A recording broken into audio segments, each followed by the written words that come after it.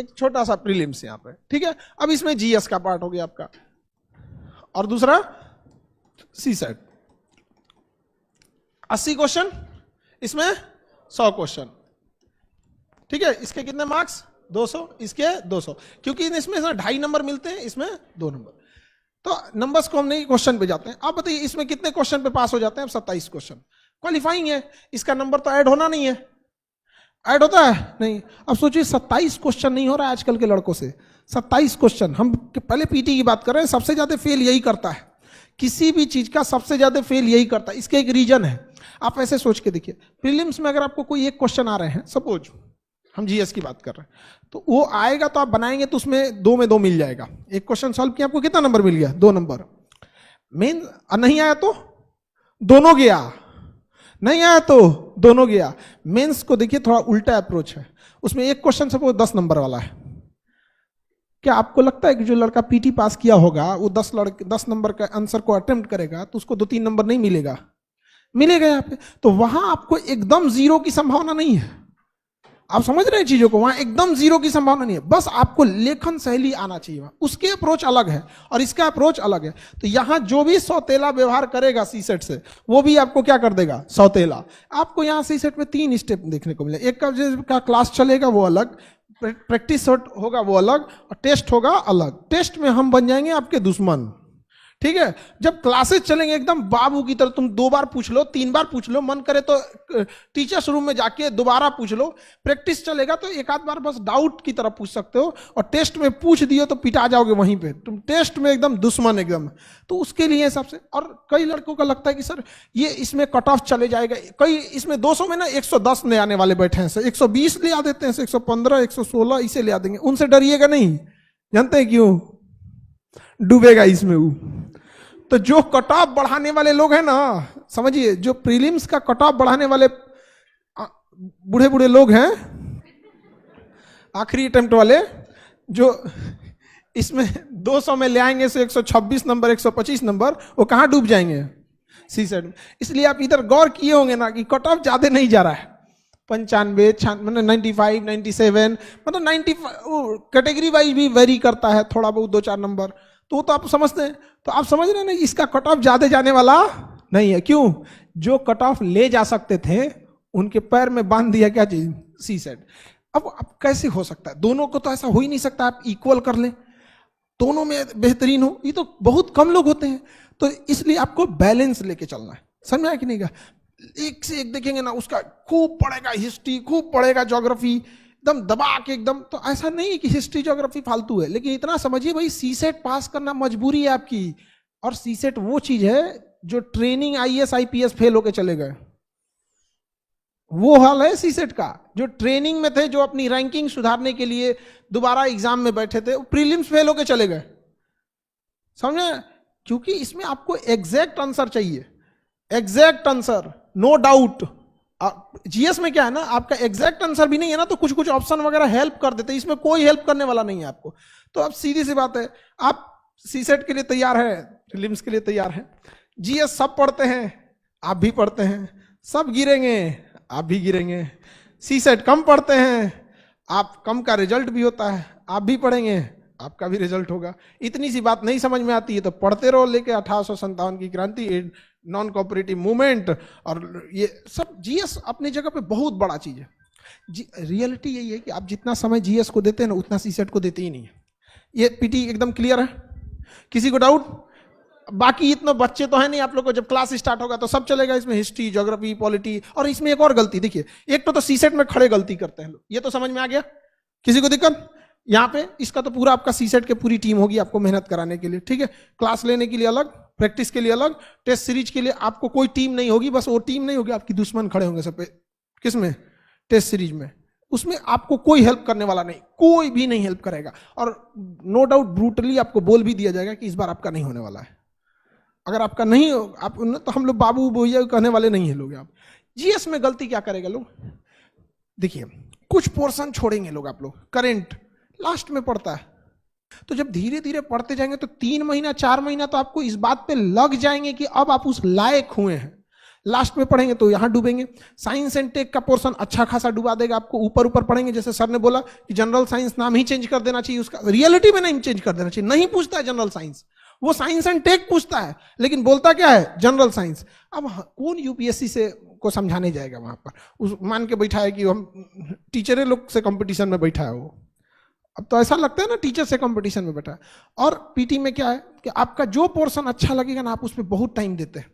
याद रखिएगा, रिजल्ट कभी भी आपके अच्छे हिस्सा से नहीं होता है, बल्कि रिजल्ट होता है अपने कमजोर हिस्सा को ठीक करने में, और ये कोई नहीं करना चाहता है। देखिएगा, जिसका मैथ्स अच्छा होगा खूब मैथ्स पढ़ेगा, जिसका हिस्ट्री अच्छा होगा खूब हिस्ट्री पढ़ेगा। अरे यार, तुम्हें टीचर नहीं बनना है, तुम्हें एग्जाम निकालना है, सबको ध्यान देना है यहाँ पे। और बहुत सारे ऐसे सब्जेक्ट है बहुत टाइम लेंगे लेकिन नंबर भी ठीक ठाक देंगे, लेकिन कुछ सब्जेक्ट है कम टाइम लेंगे, नंबर भी एकदम सॉलिड देंगे। तो ये गलती नहीं करना है, इक्वल टाइम देना है। मेंस में देखिए थोड़ा बहुत मेंस, अब इसमें क्या हो जाएगा, ऐसे आपका ऐसे, ये आपको क्या लगता है एक दिन में हो जाएगा? एक दिन में कभी नहीं होने वाला आपका। ऐसे में स्ट्रक्चरिंग चाहिए आपको, स्ट्रक्चरिंग। ऐसे आप कुछ भी लिखिए, स्ट्रक्चर फॉर्मेट सेम होना चाहिए। यार कुछ तो स्ट्रक्चर हुआ होगा ना, कि एक डिस्ट्रिक्ट मजिस्ट्रेट का ट्रांसफर होता है, अगला डिस्ट्रिक्ट मजिस्ट्रेट उस काम को वहीं से उठा लेता है। लेकिन आप में ऐसा कभी नहीं हो सकता कि आप किसी नोट्स को आधा बनाएं और दूसरा कोई आके उस नोट्स को फिर कंप्लीट बना के चले। कभी हुआ ऐसा?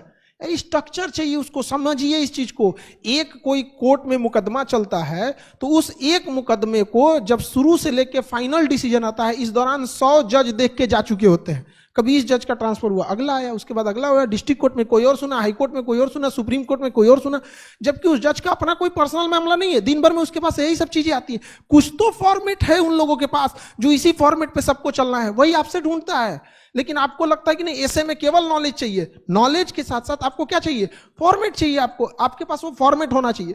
डे 1 में जैसे ही स्टार्ट होगा, फर्स्ट वीक में ही आपको 2 क्लास ले लिया जाएगा कि फॉर्मेटिंग का, ताकि जब आप न्यूज पढ़ें या कुछ भी करें, डे 1 से लिखना चालू करें धीरे धीरे फॉर्मेट का। समझ में आ रहा है कि नहीं आ रहा है? यहाँ पे 250 नंबर दे देता है। कितना नंबर? अच्छा खासा नंबर दे देता है।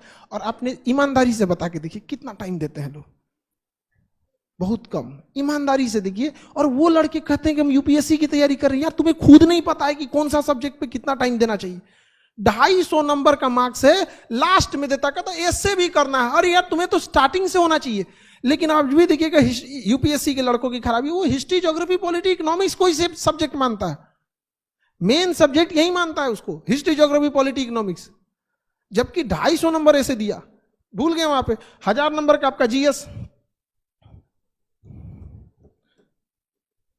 1 2 3 4 ऐसे सेम टू यू कर देते हैं। ये सब कितने का है? 250 का। ऐसे कर देते हैं सेम टू यू। कौन लिखेगा इतना? यानी जीएस टोटल कितने का हो गया? 1000। अब वो 250। अब इसमें देखिए क्या करेगा सब गलती। हम आपको गलतियां दिखा रहे हैं। अगर आपको ऐसा लगेगा कि नहीं सर आपको नहीं पता है, हमको ज्यादा आइडिया है, ये गलती नहीं करते, तो आप टोक दीजिएगा। आप देखिएगा गौर से, यहां ऐसे पे ध्यान नहीं देगा। अब जीएस में आते हैं। जीएस 1 250 का अकेला सब्जेक्ट है। हिस्ट्री है, एंशिएंट हिस्ट्री है, कई पार्ट है इसके। जीएस 2 अकेला है नहीं है।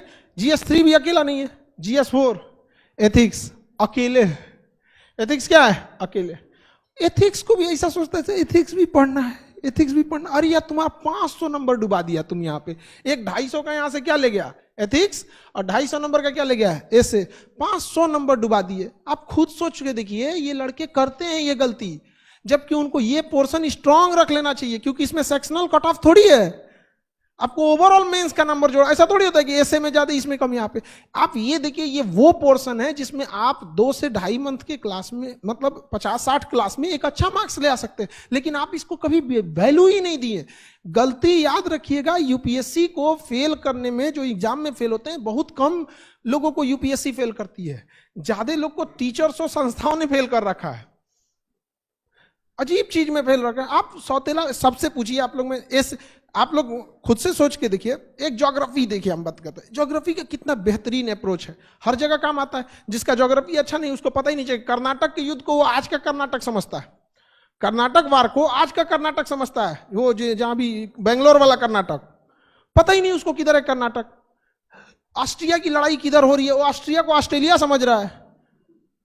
क्या करिएगा उसको? तो आप समझिए, जो गलती कर रहे हैं लोग मत कीजिए वहां पे। जो मजा आ रहा है कोई जरूरी नहीं, क्योंकि कई बार फिल्म खत्म होती है ना, तो बाद में पता चलता है जिसको लोग सबसे शरीफ समझ रहा था, मेन गुंडा वही है।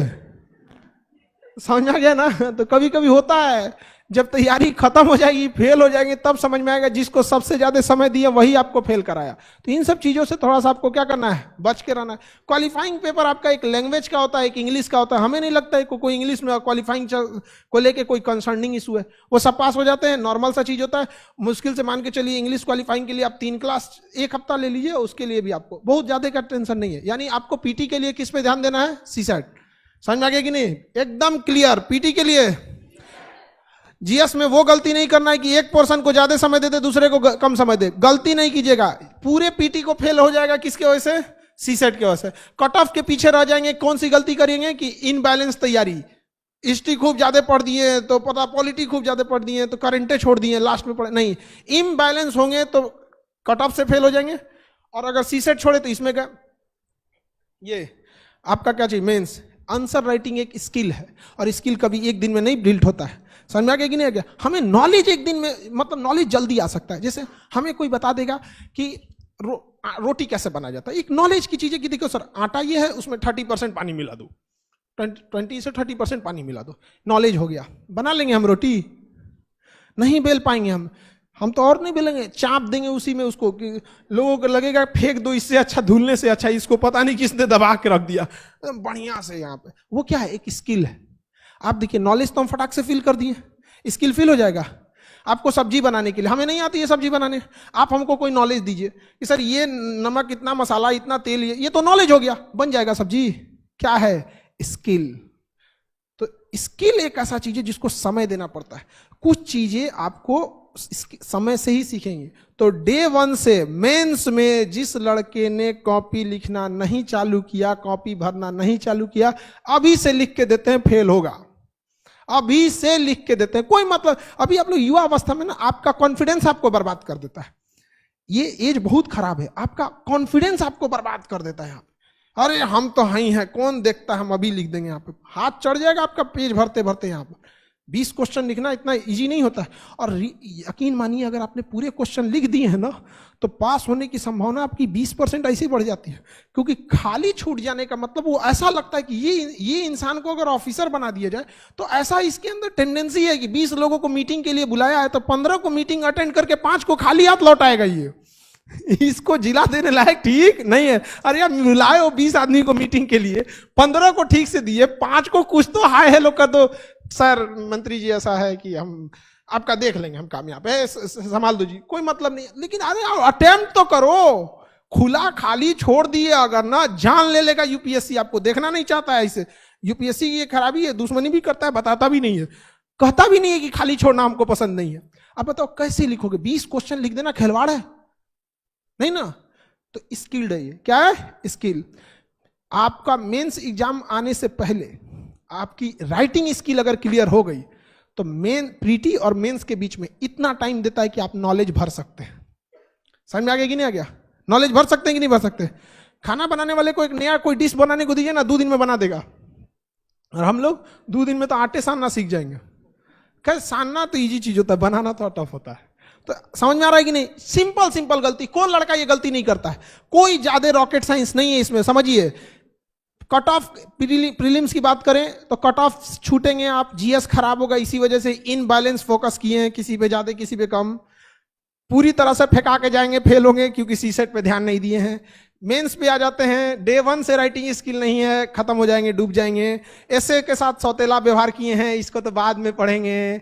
निबंध के साथ सौतेला व्यवहार किए, इसको एथिक्स के साथ किसको तो बाद में पढ़ेंगे। गया आपका काम से खत्म। अब आप तैयारी कीजिए अपने घर वालों को ये बताने के लिए कि मेंस में ठीक गया था, तब ये ठीक नहीं थी, 4-5 नंबर से पीछे रह गए हैं। यहाँ पे वही बात इंटरव्यू की, तो उसके लिए टेंशन नहीं लीजिए, वो एक आर्ट है, किस तरह से आप आते हैं। जैसे हम लोग अभी हम किसी लड़के को यहाँ बुला दें मंच पे, तो उसको थोड़ा हेजिटेशन हो जाने लगेगा।